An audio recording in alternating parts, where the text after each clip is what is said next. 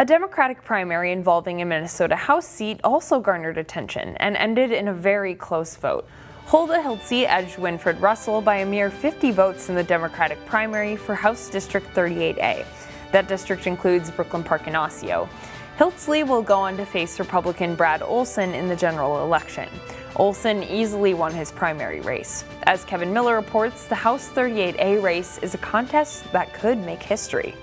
For me to be running right now is the audacity of hope that Obama talks about. Sitting in her Brooklyn Park living room with her family, Huldah Hiltsley couldn't help but think about what it took to get here. My family and I migrated here from Kenya, and we fought the immigration system for 11 years. Years ago, she was nearly deported. Now she's a candidate for the Minnesota House of Representatives. She could be the first Kenyan American in the state house. Now to be sitting here on the verge of making history is definitely a testament of what the American dream looks like. After celebrating her narrow victory on election night, she's ready to get back on the campaign trail. Now that we're on the other side, obviously it's a huge sign of relief, but then there's work to do. Meanwhile, Republican Brad Olson scored a decisive win on Tuesday. It's a feat he attributes to his supporters. The team that we've put together, we've got some pretty talented people and energetic, enthusiastic, and so they really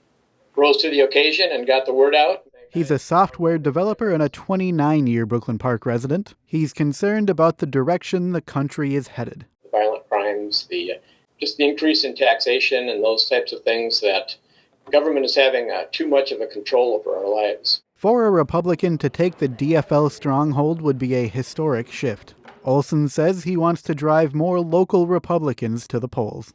I just sense that someone needed to be there to give someone a reason to go and vote and exercise their constitutional right to do that.